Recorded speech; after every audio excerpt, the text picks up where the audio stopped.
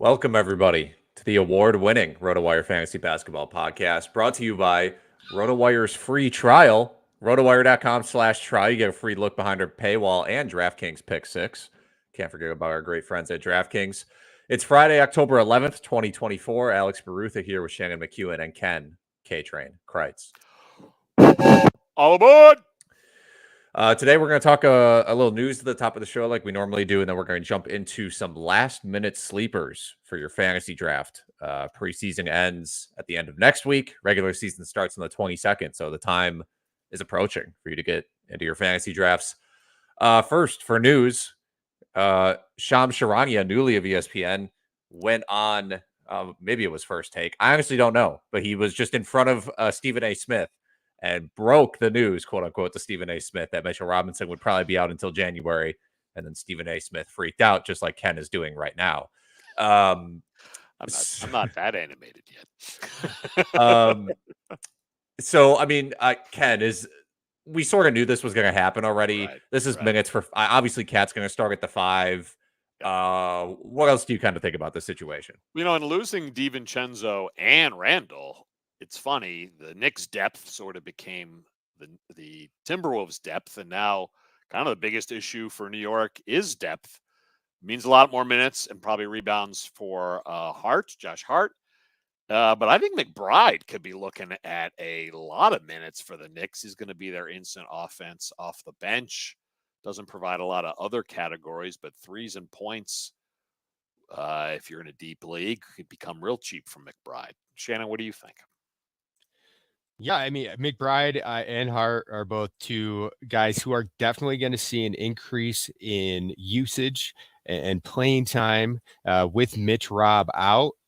Also Precious Achua could see more minutes now. And there's also, if the Knicks are playing against bigger teams, you might see Cat and Precious on the floor together as well. So Precious Achua might be the biggest winner in terms of largest jump in value, where you would have had to been in the deepest of leagues to even consider him. Whereas now, like 14 teamers, he might come into play as a streaming option. Well, Alex, you pointed out Josh Hart got some huge minutes last year, so it's not a big change versus his fantasy value from last year for Josh Hart. But he's not getting demoted, so to speak, with all these recent Knicks trades because Robinson will be out. That's true. And the team's depth is bad when they sign Landry Shamet and Campaign. So that tells you where the Knicks are in terms of backcourt depth. Elsewhere, Bronny James went 0 for 4 in Thursday's Lakers-Bucks game. That was in Milwaukee. I'm glad LeBron got to enjoy all of Wisconsin. Anyway, last night's preseason game, Bronny now in 2 games has gone 0 for 5 in 19 minutes of run. Guys, how deep of a league do you have to be in to draft Bronny James? 30-team dynasty. No, I think he's going to play a lot in the G League. Basically the explanation of my answer is I think when the Lakers go on road trips, Bronny's going to probably be playing for the South Bay Lakers a lot. So I wouldn't draft him unless it's a 30-team league with my last pick, essentially. Yes, it's got to be an extremely deep keeper league. We saw him go in our staff keeper league the other night in the G League reserve round. Yeah, I couldn't believe that. That is a pretty deep league, though, and he was in my queue. I will admit it. I don't think I was going to pick him. I would have went with my boy Bobby Klintman instead. But he was at least in my queue. You have to be just. It's not going to happen. There's not going to be any fantasy value this season, that's for sure, and I'm skeptical it'll ever be there. If Bronny spends too much time with the parent club, it's going to be like a Doc and Austin Rivers Clippers situation. And maybe we get another terrible documentary out of it, but it's going to be some real side looks if Bronny's somehow earning parent time with the parent club this season beyond just the occasional LA visit. Shannon, is there news out of Utah, or maybe there isn't news out of Utah? Yeah, Keyonte George suffered a mild left knee sprain in Tuesday's preseason game. The Jazz are confident he won't miss time once the regular season begins. All right, fellas. After Markkanen, who is our top Jazz player for fantasy? Keyonte George, John Collins, Walker Kessler, Colin Sexton, Jordan Clarkson, Taylor Hendricks. I'm going to be discussing a couple of these guys later, but who are your top picks? I think we've seen Kessler have the most upside. Whether or not he's actually going to like start and play 28 minutes a game this year, I really don't know. But I think the fact that you've listed all these players and you can make a case for any of them just tells you like how much of a mess Utah's rotation may end up being this season. But all these guys you can get around pick 100. So I don't think if you have strong opinions about any of them or you need a position filled on your roster, I think you're fine to take any of them. Well, I don't want to steal Shannon's thunder because like he said, he discusses Jazz. So I'm going to leave that for Shannon later in the show. And it is now later in the show, gentlemen.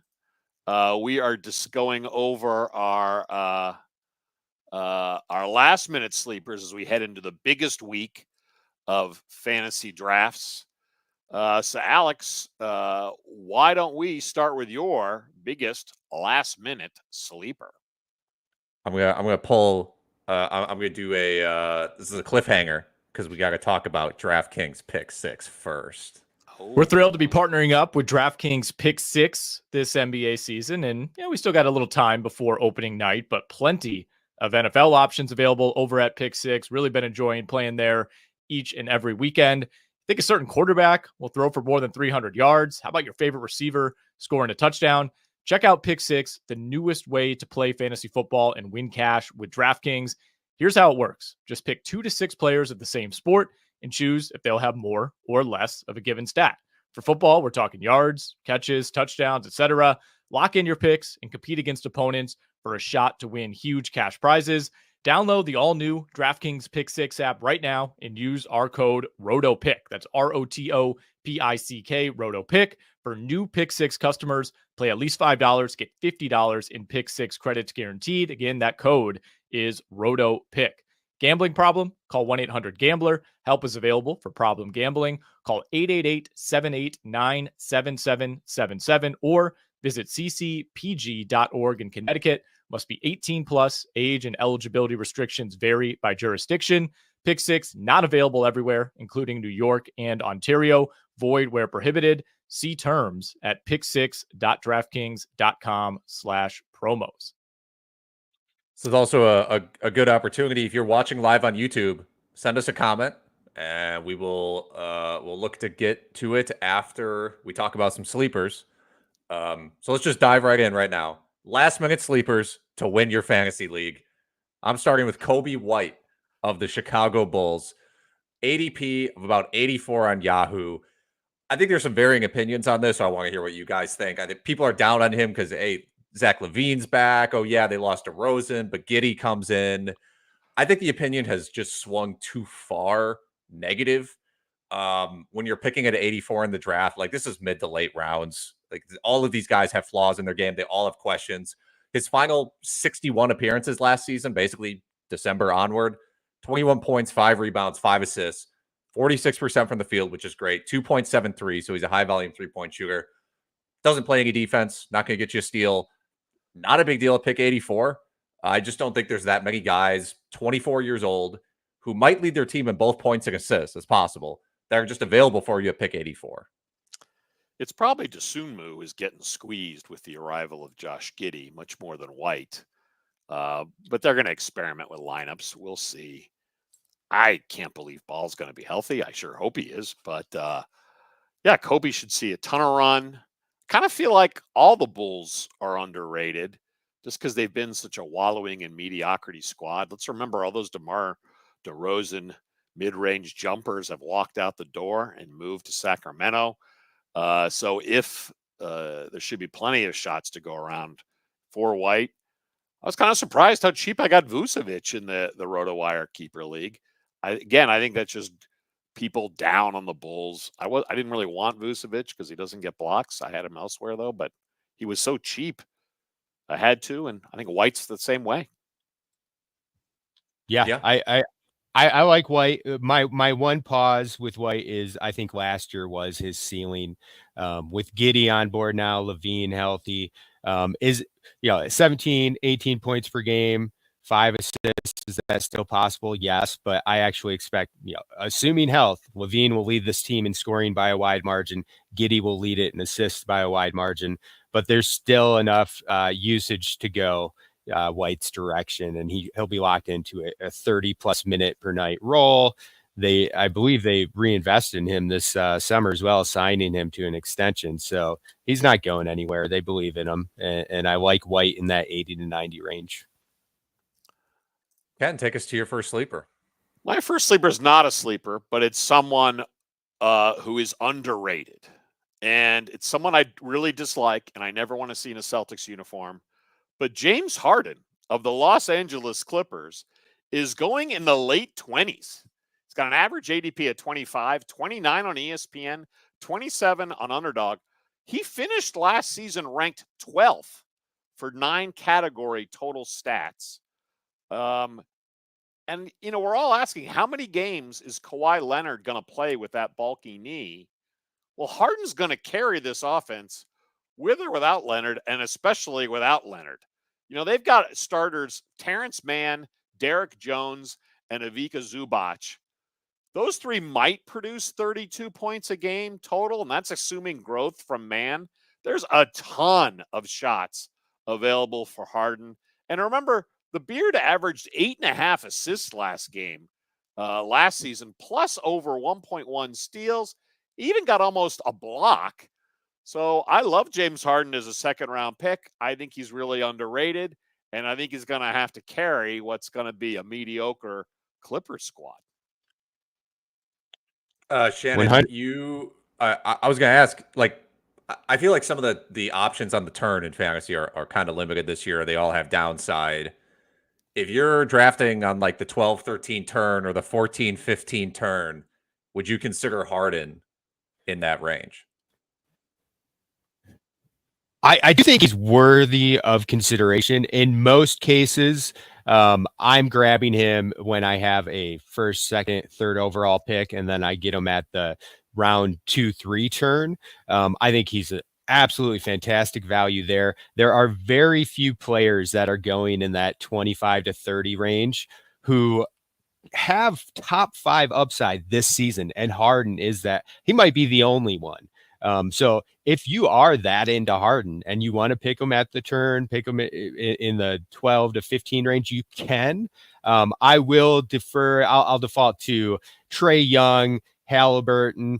Those are guys that I've been grabbing. Scotty Barnes in that range instead. But Harden in the 25 range. He is an absolute steal, and as Ken mentioned, he's going to dominate this for the Clippers this year. They have no one else. He needs to. Who is your first sleeper, Shannon? My first sleeper, as alluded to earlier, we're going to Utah. Walker Kessler, the Utah Jazz. He is starting this preseason. All signs point to him being locked in as the starting center for the Jazz. Kessler has an ADP currently of 99 on Yahoo, 125 on ESPN. Last year, he was one of my favorite picks. He had an ADP of 56 on Yahoo at that time. He struggled. He couldn't carve out that starting role or hold on to it. But he still flashed the same kind of upside, especially on the boards, field goal percentage, blocks that we saw his rookie season. I fully expect him to remain the starter for the Jazz. In 62 career starts, Kessler's averaged 10.6 points, 9.5 rebounds, 2.6 blocks on 68.5% shooting from the floor. And that's in just 27 minutes per game in those starts. If he somehow approaches 30 minutes per game, we're looking at a walking double-double who has upside for 3+ blocks per game. There aren't many bigs who you can target in fantasy that have that ceiling, and Walker Kessler does. I'm sure they'd love to deal Collins at the trade deadline. Last night, as you mentioned, Kessler getting the start against Dallas with Collins coming off the bench. It was Kessler starting 24 minutes, Collins off the bench for 20 minutes. Kessler grabbed 15 monster rebounds, had 3 blocks. That's your dream scenario for him. You just hope this trend continues But there's a lot of, as you pointed out, Shannon, a lot of former Kessler managers who were burned last year and probably have a negative taste in their mouth and don't want to go down that route again. Post hype breakout is coming. Mm-hmm. I promise. Speaking of, is this a post hype breakout or I don't know? Jaden Ivey is my next sleeper. ADP of 137 on Yahoo, so you can snag him with the last pick in a standard league for the most part. I get being down on Ivy after the past 2 seasons. He was selected number 5 in 2022. Last year, though, I don't want to say we just throw out last season. Kind of a joke, though, from a coaching perspective, just not trusting Ivy at all, bringing him off the bench, limiting his minutes for someone that should be your franchise's number 2 player. And that's sort of my point for this year. Monty, don't ruin the second biggest asset your team has. Exactly. Yes. And that's sort of why I'm drafting Ivy this season. I think he's a sleeper because he is the second best asset the team has. I know they brought in Tobias Harris, but Ivy should be the team's second option. I don't think the Pistons can go anywhere if Ivy doesn't have some sort of breakout or improve meaningfully. Yes, he still has questions to answer about, can he be an efficient shooter? Can he hit his free throws? Can he play defense? I get that. But at pick 137, at pick 140, at some point you just got to bank on the talent and bank on the role that somebody projects to be in. I mean, just getting a starter after 130 is pretty darn good. Yeah, exactly. Yeah. You guys know where I stand with Ivy. Yeah, I mean, we don't even have to ask Shannon about how he feels. And his 3-point. By All-Star break, Shannon's going to have a Malik Beasley Pistons jersey on. I already have 3. Ivy's stroke, his 3-point stroke looks crisper. It looks smoother this year during the preseason. I am optimistic he will take at least a mini leap this year. I don't expect him to come out and average 24 points and 6 assists or anything along those lines, but I do expect an increase over what we saw his first 2 seasons. All right, Ken, take us to your number 2 sleeper. Well, first, fans, if you like our videos, please hit like and subscribe below. And even better, go to rotowire.com/try for a free trial of all the wonderful stuff behind the RotoWire paywall. We will get you ready for your fantasy drafts as well as all the DFS help you need during the season. Okay, I went a little too flashy. James Harden, not a sleeper, just underrated. So my next 2 picks are awfully deep sleeper picks. And I had said with Shannon's pick, hey, just getting a starter after 130 is big. Well, how about a starter after 180? And that's Caleb Martin of your Philadelphia 76ers. He's got an ADP of 185 on Underdog. He's not even on the ADP list of the other sites. Martin and Paul George are the starting forwards for Philadelphia. The Sixers gave Martin $35 million this offseason. He's making the most money this season after Philly's big 3. In 15 starts at forward last year for Miami, Martin put up 12 points, over 6 rebounds, 1.2 stocks, and 1.5 threes. He did a little worse when starting at guard for the Heat. Look, Philly is a true stars and scrubs squad. Martin's going to see a ton of minutes. At 185 or 180 or later, I love Caleb Martin. Yeah, he's proven to be able to be a winning player, which is what Philly needs. And like you said, their rotation is very thin. So we don't exactly know how it's going to turn out, but if Martin is not a big part of it in terms of playing at least 28 minutes a game, I would be shocked. Yeah, I like Martin as well. He's been a late round dart for me in basketball drafts all fall. He's pretty much going to be locked in to significant minutes at the power forward spot, and we saw what type of production he can have when he's getting big minutes with Miami. Shannon, take us to Portland for a sleeper in their backcourt. Yeah, I love these young guys who are going later in drafts. And the second sleeper for me is Scoot Henderson, sophomore guard for the Portland Trailblazers. His ADP right now is 132 on Yahoo, 128 on ESPN. 3rd overall pick of the 2023 draft, had an up-down rookie campaign. finishing with averages of 14 points, 5.4 assists, 1.4 threes. He really struggled with field goal percentage, 38.5%, lots of turnovers, 3.4 turnovers per game. But he shot nearly 82% from the charity stripe, hinting at some improvements with his efficiency. Also, I really loved what I saw from Scoot down the stretch last year. Over his final 14 games, all starts, he averaged 18.9 points, 7.9 assists, 1.4 steals, 2.3 3-pointers, with shooting splits of 40.8, 80.9, and 39.5%. He's got the talent to post those types of averages over the course of the entire sophomore campaign. I think he's an absolute steal in that 125 to 135 range. I fully expect Scoot to be a top 100 player. The main question mark is going to be his shooting percentage. Points leagues, though, you really don't worry about those percentages, and could be a discount for Eddie Van Vliet, right? Yes, sir. All right, I'm gonna go with my third sleeper, Dyson Daniels. Pick 146, I should say ADP of 146 on Yahoo. Sort of a guard / wing for the Atlanta Hawks. People forget he was a number 8 pick in 2022, has flown under the radar since then. Some of that's been injuries. Some of that was he was kind of stuck in the back of the rotation in New Orleans. But now after DeJounte Murray gets traded from Atlanta to New Orleans, Daniels comes back in the trade. Not 100% sure Daniels is going to start. He might. Depends whether or not they want to bring Bogdanovich off the bench. That wouldn't surprise me. You get Daniels in there because he's a great defender. He ranked 174th in only 22 minutes per game last year. I think, to me, that means if he can get closer to 28 minutes per game, maybe touch 30 minutes per game, that he should get value if you're picking him with your final pick in a standard league. Look, it's the defense against the assists. Per 36 last year, average 4.3 assists and 2.3 steals.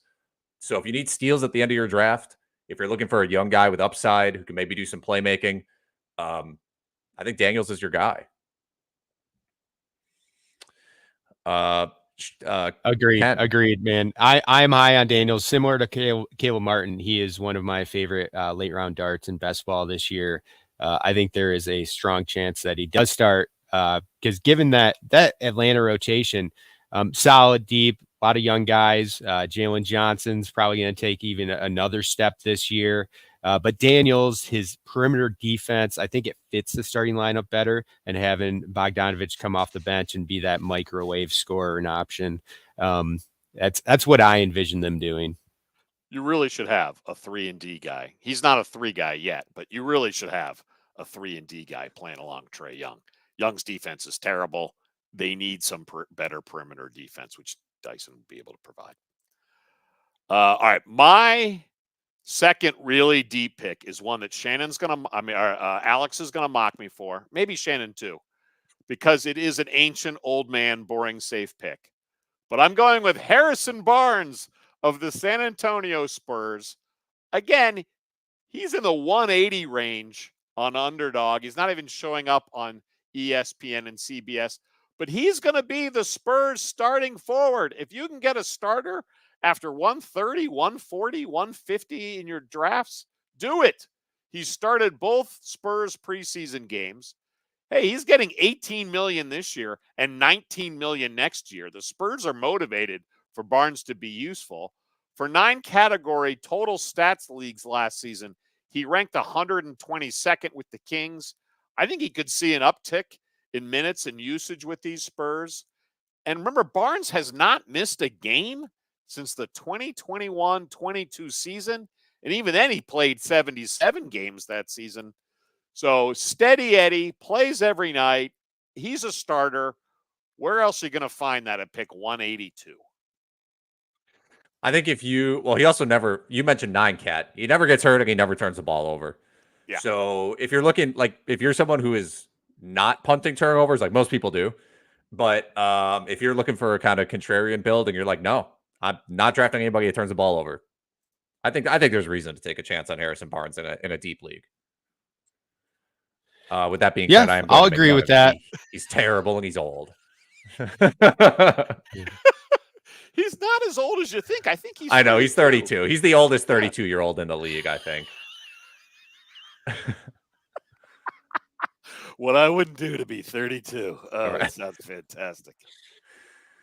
Oh, 13th, entering his 13th season. I'll agree with that. I just think you've got Castle, you've got Keldon Johnson. This team has some younger pieces that will work their way into the rotation and possibly eat some of Barnes' value. But yes, deep league, late round art, he is a solid option. I'm going to go with someone who I think has considerably more upside and is also going late in drafts. We're going back to Utah. Taylor Hendricks, forward for the Utah Jazz, ADP of 142 on Yahoo. So you do have to commit to him quite a bit earlier than Harrison Barnes in a draft. That's my point. Yes, I get it. Similar to Walker Kessler, Hendricks is slated to start for the Jazz this year. He will be their starting small forward or power forward, depending on how you want to label Markkanen. In 23 starts during his rookie season, Taylor Hendricks averaged 9.3 points, 5.9 rebounds, 1.7 3-pointers, 0.7 steals, 0.9 blocks, with really impressive shooting splits, 47.9%, 81% from the line, and 40% from downtown. All of that in 26 minutes. This is a guy who profiles to give you good production from the 3-point line and defensive production while not being inefficient in any of the shooting categories. I just think his upside is wild. He's one of those guys who could average, 2+ threes, 1.5 steals, 1.5 blocks. I will take that all day near the end of my draft. Give me some Taylor Hendricks on every single fantasy team I have. Absolutely. I love those threes and blocks combo guys. Are so hard to find. A modern day Rudy Gaze. Love him. And yeah, he's only 20, right? Like we've scratched the surface on what Hendricks can do.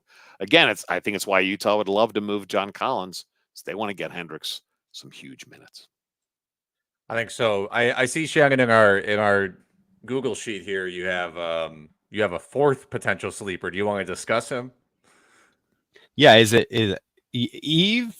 Yes. Yves Missi, rookie center for the New Orleans Pelicans. Now you look at the Pelicans depth chart, and you'll notice they have nary a center on their roster, except for my boy Missi. And Missi's going so late in drafts, you could basically grab him in the last round. We had Herb Jones is possibly starting at center for the Pelicans. We'll see how long that lasts. That basically means they don't have a single player over like 6'8" in their starting lineup. That could work. That could work against a lot of teams. I mean, the Pistons, for instance, that'll work against them. But there's a lot of teams that have those big behemoths, 7'3" guys in center, the Walker Kesslers of the world, the Wembys of the world. And the Pelicans are going to need to put a legit big man in their lineup. And I think my boy Missi's going to get some run. He's more of a stash option, but I do expect he could be one of the guys who breaks out halfway through the season. If he can get past Daniel Tice. Yeah. Baby. He doesn't even have a weight on Basketball Reference. That's how big he is. 230. We have him listed on RotoWire. Yeah, he's legit. He's legit 5. Rim running, just your classic big man. Young Clint Capella. Sure. Actually, Yeah. I like. I mean, he first round pick, 21st overall. That's legitimate capital, Yeah. And everybody else wants the ball in their hands and is going to shoot excessively in this rotating 5. Put the rookie in, just raise his arms and block shots. I actually think Walker Kessler is a good comp. Like, look at Walker Kessler's rookie season, how he started off really slow, had to earn some minutes. We could see similar situation play out for Missi. Well, that does it for our sleepers, but we did get one fan question from John. Is it Ramos or Ramos? Apologies, John. He is looking for super deep blocks sleepers. So just gave you one. Yeah, just gave you one, brother. Just gave you one in Yves Missi. Donovan Clingan. He's going to be behind DeAndre Ayton, but if he gets hurt, maybe Clayton can play 20 minutes a game regardless. I know people like Khalil Ware. I like Khalil Ware. His role is a little bit up in the air, but he's a good defensive player. Still available late. And one guy I'll mention. Actually, let me mention two guys quickly. You guys can. Alex Sarr, I think, is being underrated as a defender, just in general in drafts. Like, he is going towards the end of drafts, and I think a lot of his upside is in his defensive abilities. So he could be an option for you. He's not going to be super deep. And then the Nuggets lost. The Nuggets lost KCP. Their lineup is sort of in flux. We know Michael Porter Jr. is an injury risk. Peyton Watson in Denver last year showed some pretty good blocks upside. 2.1 blocks per game per 36. Sorry, 2.1 blocks per 36 last year. Did the same exact thing as a rookie. I don't know how much he's going to play this year. He could play 20 minutes. He could play 28 minutes. But that blocks upside is there, and he's just not getting drafted. That Holmes injury for the Nuggets really screwed up their plans when their first-round center pick there. Is it his Achilles that Deron Holmes hurt or knee? But he's out for the year. It doesn't matter. And that freed up a ton of minutes. Because they wanted to get away from DeAndre Jordan. I don't think Watson's going to play the 5, but could play a lot at the 4, and they'll need some rim protection. Yeah, 5 seconds before you mentioned his name, I pulled up Watson's player profile. That's exactly who I was going to highlight. You know, you've got some guys like Gordon could need some nights off. He's a veteran at this point. We know what Denver is. They might be able to play it safe a little bit during the regular season this year. Porter always seems to miss some time. You've got that open spot in the starting lineup that Christian Brown and Strother are basically competing for right now, replacing KCP, who's now in Orlando. Watson could certainly, I fully expect him to play more minutes than he did last year. And if he does, that is a very deep block sleeper, but he has that upside. And blocks him forward is always a bonus. It is. We have another question.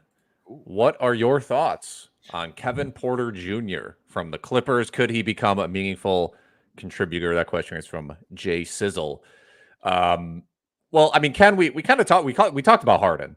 We think Harden's a sleeper. The lack of depth on this team. Yeah, Kawhi could get hurt, but Harden's also kind of old and has been a little more injury prone as of late. And you look at their depth chart, and they made that move for Chris Dunn. I don't know if he's there out of eating salary or if they're seriously committed to him. We know Dunn plays great defense. Mm-hmm. Yeah, and Dunn's more of a defender. They have Norman Powell coming off the bench.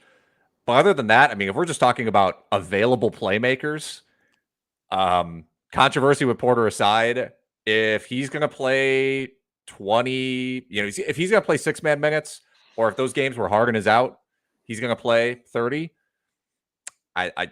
I think he's just going to be relevant in fantasy. He's going to be, though, on every free agent waiver wire. There's no reason I wouldn't eat it unless you're in a really deep league. There's no reason to eat up a draft pick because he doesn't have the upside that other players would. He'll be available week 2 of the waiver wire, I think. Yeah. I like Porter. I expect him to be the Clippers' Malik Monk, but he's not as good as Malik Monk. So he's going to be that 6-man role, though. Monk he's going to provide the spring. But isn't that Powell's role? I mean, I think he's behind Powell. I think he's behind Dunn in that pecking order. I think Porter, he's like 8 or 9. Will come off the bench and the ball will be in his hands when he comes off the bench. I don't think they have anyone else who can do that. Terrence Mann is not a thing. He will never be a thing. We should all know that. Yes, it's been established multiple years running now that Terrence Mann is not a thing. Derek Jones is what he is. We saw his upside with the Mavericks last year in that starting role. He'll do the same. I do think if you're looking at essentially the 4th best fantasy option on this team, behind James Harden, behind Kawhi Leonard, behind Zubac, to me, it's Kevin Porter Jr. He's the 4th best fantasy option on the Clippers. Yeah, someone who is going, I think a good best ball option. I'll put it that way. Absolutely. Yeah. That wraps it up for our fan questions. Thank you, everybody who's watching live and participating in the questions. If you're listening on Spotify or any other platform, a reminder that we do this live on YouTube. We would appreciate a like and a subscribe. RotoWire.com/try for a free look behind the paywall. But it is time for the old man rant. Arg! The logo deserved better. Please read Baxter Holmes' story about the Lakers and the big beef with deceased Hall of Famer Jerry West. That story's on ESPN. In 2019, evil Lakers ownership took away Jerry West's season tickets and fired his son. In 2020, owner Jeannie Buss named her 5 most important Lakers and somehow left off Jerry West. Unacceptable. Mr. Clutch played 14 seasons for the Lakers, and only the Lakers, and was named an all-star in each of those 14 seasons. He was their all-time leading scorer when he stopped playing for them after 74. West was their coach for 3 years, then a scout, and then their GM for 17 seasons. He won 5 championships as their GM and laid the groundwork for LA's 2000 to 2002 three-peat. Lakers, you owe the West family an apology. Arg! Well, and Ken, you know this. Only finals MVP to be on the losing team. That's right. Lost to the Celtics. Still won the MVP. 1969 finals. He's the logo He is the of the association. He is. If you see what the logo looked like before, boy, are you glad I that. I gotta look that up. Oh man, okay. Yeah. West is awesome, man. You gotta respect the legends. I think we do have the mispronounced name section, but we got Yves Missi. We got it. Locked it in. Shannon pulled it off. Like a pro. That'll do it for us, everybody. Thank you for joining us. Our podcast presented by DraftKings Pick 6. And again, RotoWire.com/try for the free look behind our paywall. If you're preparing for your fantasy basketball draft season, boy, do we have resources. And you can find them like the whole draft kit. You got ADP report, custom rankings for your league, a million different articles, as Ken points on the YouTube screen. So thank you, everybody, and check that out. Ken, take us out of here with a quote. Let's go to Hawaii, where Steve Kerr talked about the Warriors moving on after Klay Thompson joined the Mavericks. Kerr said, quote, "I don't anticipate a really difficult transition basketball-wise. It's more just the emotional void of Klay being gone after being so close with him and going through so much with him. That part is really sad, but you have to move on." End quote. Attention passengers, this 3-car fantasy train wreck has hit the end of the line.